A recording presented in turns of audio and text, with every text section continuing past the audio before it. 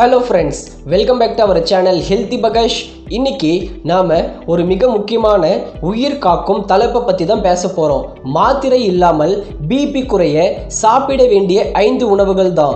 உயர் இரத்த அழுத்தம் என்றால் என்ன தெரியுமா? இது சைலண்ட் கில்லர் என்று அழைக்கப்படுகிறது. ஏன் தெரியுமா? பெரும்பாலானவர்களுக்கு எந்த அறிகுறியும் தெரியாது. தலைவலி, தலை சுற்றல், மூச்சு விட சிரமம் இவை வரும்போது பெரும்பாலும் லேட் ஆகிவிடும். உலக சுகாதார அமைப்பு சொல்லும்படி உலகில் 1.28 பில்லியன் மக்கள் பிபியால் பாதிக்கப்பட்டுள்ளனர். இந்தியாவில் மட்டும் 20 கோடிக்கும் மேற்பட்டோர் இந்த பிரச்சனையில் இருக்கிறார்கள். இது இதய நோய், பக்கவாதம், சிறுநீரக பாதிப்பு, கண் பிரச்சனை என பல உயிர் ஆபத்தான நோய்களுக்கு வழிவகுக்கும். ஆனால் நல்ல செய்தி என்னவென்றால், மாத்திரை இல்லாமலேயே உங்கள் அன்றாட உணவில் சில மாற்றங்களை செய்தால் பிபியை 5 முதல் 10 mm வரை குறைக்கலாம். இது அறிவியல் ரீதியாக நிரூபிக்கப்பட்ட உண்மை. DASH டயட் என்ற பிரபலமான உணவு முறை இதை உறுதிப்படுத்துகிறது. முக்கியமான டிஸ்க்ளைமர் நண்பர்களே, இந்த வீடியோ பொது தகவல் மட்டுமே. இது மருத்துவ ஆலோசனை அல்ல. உங்களுக்கு ஏற்கனவே உயர் பிபி இருந்தால் அல்லது மருந்து எடுத்துக்கொண்டிருந்தால் எந்த மாற்றத்தையும் செய்யும் முன் உங்கள் மருத்துவரை அவசியம் கலந்தோசிக்கவும். குறிப்பாக சிறுநீரக பிரச்சனை மருந்து உட்கொள்பவர்கள் கவனம். இப்போது வாங்க நேரடியாக முக்கிய பகுதிக்கு போகலாம்.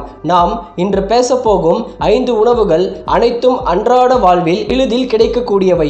இவை பொட்டாசியம், நைட்ரேட், ஆக்சிஜனேற்றிகள், மெக்னீசியம் போன்ற சத்துக்களால் நிறைந்தவை. இவை இரத்த நாளங்களை தளர்த்தி சோடியத்தை வெளியேற்றி அலர்ஜியை குறைத்து பிபியை இயற்கையாக கட்டுப்படுத்தும்.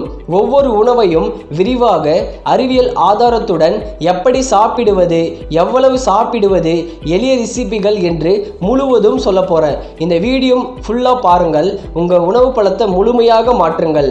முதல் உணவு பீட்ரூட். இது பிபி குறைப்பதில் மிகவும் சக்தி வாய்ந்தது. ஏன் தெரியுமா? பீட்ரூட்டில் அதிக அளவு நைட்ரேட் உள்ளது. உங்கள் உடலில் இந்த நைட்ரேட் நைட்ரிக் ஆக்சைடாக மாறும். நைட்ரிக் ஆக்சைடு என்பது இரத்த நாளங்களை தளர்த்தி இரத்த ஓட்டத்தை சீராக்கும். இதனால் இரத்த அழுத்தம் இயற்கையாகவே குறையும். அறிவியல் ஆதாரம் என்ன? 2012 நடந்த ஆய்வில் பீட்ரூட் ஜூஸ் குடித்தவர்களுக்கு பிபி 4 முதல் 5 mm வரை குறைந்துள்ளது. 2025 யூனிவர்சிட்டி ஆஃப் எக்ஸ்டர் ஆய்வில் வயதானவர்களுக்கு தினசரி பீட்ரூட் ஜூஸ் குடித்தால் 2 வாரத்தில் பிபி குறைந்ததாம். அதுவும் வாய் பாக்டீரியா மாறி இன்னும் சிறப்பாக வேலை செய்ததாம். எப்படிதான் சாப்பிடுவது? தினமும் 1-2 பீட்ரூட் அல்லது 250 ml ஜூஸ் குடித்தால் போதும்.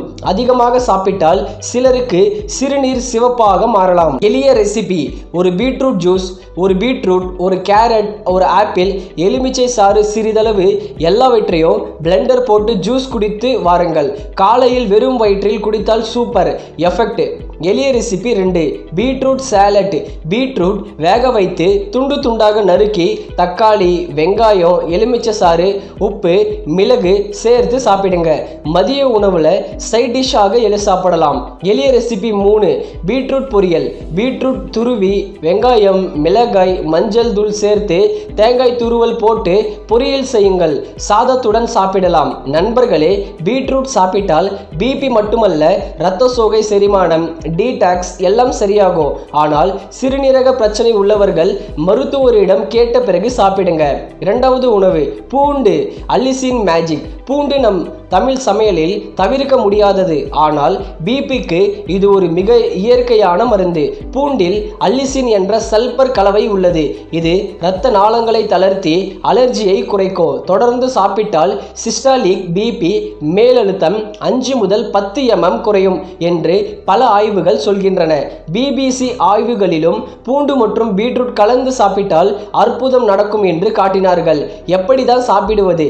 தினசரி 1-2 பல் பச்சை பூண்டு அல்லது சமைத்து அதிகம் சாப்பிட்டால் வயிறு எரிச்சல் வராமல் இருக்கலாம். எளிய ரெசிபி 1 பூண்டு ரசம். பூண்டு 10 பல், தக்காளி, மிளகு, சீரகம் எல்லாமே வேக வைத்து ரசம் செய்யுங்க. மழை நாளில் சூப்பர். எளிய ரெசிபி 2 பூண்டு சட்னி. பூண்டு, தேங்காய், மிளகாய் வறுத்து அரைத்து சட்னி, இட்லி, தோசையுடன் சாப்பிடுங்க. எளிய ரெசிபி 3 பூண்டு எண்ணெய். பூண்டு பல் எண்ணெயில் வதக்கி அதை சாதம், காய்கறி, கறிக்கு பயன்படுத்துங்கள். பூண்டு சாப்பிட்டால் பிபி மட்டுமல்ல, நோய் எதிர்ப்பு சக்தி, கொலஸ்ட்ரால் குறையும். ஆனால் இரத்த அரைப்பு மருந்து எடுப்பவர்கள் மருத்துவரிடம் கேளுங்கள். மூன்றாவது உணவு வாழைப்பழம், பனானா. Potassium power. வாழைப்பழம் எல்லா வீட்டிலும் இருக்கும். ஒரு நடுத்தர வாழைப்பழத்தில் 422 கிராம் மில்லிகிராம் பொட்டாசியம் உள்ளது. பொட்டாசியம் சோடியத்தை சிறுநீராக வெளியேற்றி இரத்த நாள சுவர்களை தளர்த்தும்.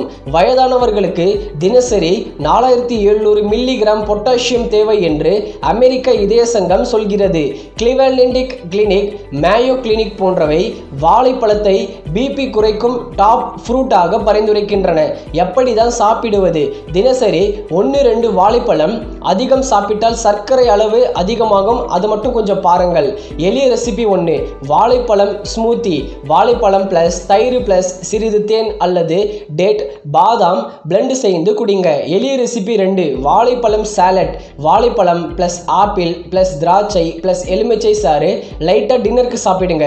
எளிய ரெசிபி 3: வாழைப்பழ புட்டு. வாழை மசித்து ரவை, பால் சேர்த்து ஸ்டீம் செய்து புட்டு சாப்பிடுங்க. வாழை சாப்பிட்டால் பிபி, தசைப்பிடிப்பு, செரிமானம் எல்லாமே சரி செய்யலாம். டயபெட்டிஸ் உள்ளவர்கள் மருத்துவரிடம் கேட்டு சாப்பிடுங்க. நான்காவது உணவு பசலைக்கீரை, இலைக்காய்கள். பொட்டாசியம் பிளஸ் மெக்னீசியம் அதிகம். பசலைக்கீரை, முருங்கைக்கீரை, தண்டுக்கீரை இவை அனைத்தும் பிபிக்கு சூப்பரானது. பொட்டாசியம், மெக்னீசியம், நைட்ரேட்டு, கால்சியம் நிறைந்தவை. இவை இரத்த நாளங்களை தளர்த்தி சோடியத்தை வெளியேற்றும். டேஷ் டயட் இலைக்காய்களை அதிகம் பரிந்துரைக்கிறது. நார்த் வெஸ்டர்ன் மெடிசன் ஆய்வுகளின்படி தினசரி இலைக்காய் சாப்பிட்டால் பிபி கணிசமாக குறையும். எப்படி தான் சாப்பிடுவது? தினசரி 1-2 கைப்பிடி கீரை. எளிய ரெசிபிகள் 1: பசலைக்கீரை கூட்டு. பசலை வேக வைத்து தேங்காய், சீரகம் அரைத்து கூட்டு செஞ்சு சாப்பிடுங்க. எளிய ரெசிபி 2: கீரை சூப். கீரை பிளஸ் வெங்காயம் பிளஸ் பூண்டு, மிளகு சூப் செய்து குடிங்க. எளிய ரெசிபி 3: கீரை தோசை. கீரை துருவி மாவில் கலந்து தோசை கீரை சாப்பிட்டால் பிபி, எலும்பு வலிமை, இரத்த சோகை எல்லாம் போகும். விட்டமின் கே அதிகமாகும். இரத்த அரைப்பு மருந்து உள்ளவர்கள் கவனமாக இருங்க. ஐந்தாவது உணவு மாதுளை. ஆக்சிஜனேற்ற சூப்பர் ஸ்டார்.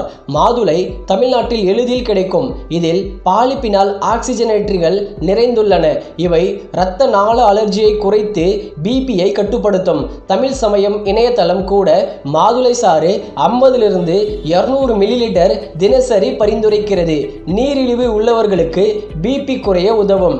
ஆய்வியல் ஆய்வுகளில் மாதுளை சாறு சிஸ்டாலிக் பிபியை குறைத்தது. எப்படிதான் சாப்பிடுவது?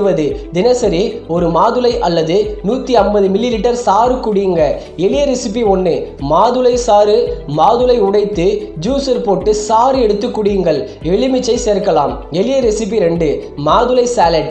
மாதுளை விதை பிளஸ் வெள்ளரி பிளஸ் தக்காளி பிளஸ் எலுமிச்சை. இதை சாலட் செஞ்சு சாப்பிடுங்க. எளிய ரெசிபி 3: மாதுளை யோகர்ட். தயிருடன் மாதுளை விதை கலந்து மாதுளை சாப்பிட்டால் பிபி, இதய ஆரோக்கியம், நோய் எதிர்ப்பு எல்லாமே அதிகரிக்கும். இந்த 5 உணவுகளை எப்படி உணவில் சேர்ப்பது பிளஸ் கூடுதல் டிப்ஸ். நண்பர்களே, இந்த 5 உணவுகளை பீட்ரூட்டு, பூண்டு, வாழைப்பழம், பசுலைக்கீரை, மாதுளை தினசரி உணவில் சேர்த்தால் 4 - 8 வாரத்தில் பிபி குறைவதை நீங்களே உணர்வீங்க. காலையில் ஜூஸ் பிளஸ் மதியம் சாலட், இரவு கீரை கூட்டு பிளஸ் பழம் எடுத்துக்கொள்ளுங்க. கூடுதல் டிப்ஸ்: உப்பு குறைஞ்சு சாப்பிடுங்க. தினசரி 1500 மில்லிகிராமுக்கு கீழ். உடற்பயிற்சி தினமும் 30 நிமிடம் நடங்க. அளவான தூக்கம் 7 - 8 மணி நேரம் தூக்கம். மது, புகை தவிர்க்கவும். மன அழுத்தம் குறைக்க மெடிடேஷன் செய்யலாம். நண்பர்களே, இந்த மாற்றங்களை செய்து உங்கள் பிபியை கண்காணியுங்கள். மருத்துவர் ஆலோசனை அவசியம். இந்த வீடியோ பிடிச்சிருந்தா லைக் பண்ணுங்க, சப்ஸ்கிரைப் பண்ணுங்க, பெல் ஐகானை கிளிக் பண்ணுங்க. கமெண்டில் உங்க பிபி அனுபவத்தை சொல்லுங்க. அடுத்த வீடியோல சந்திக்கலாம். பாய்.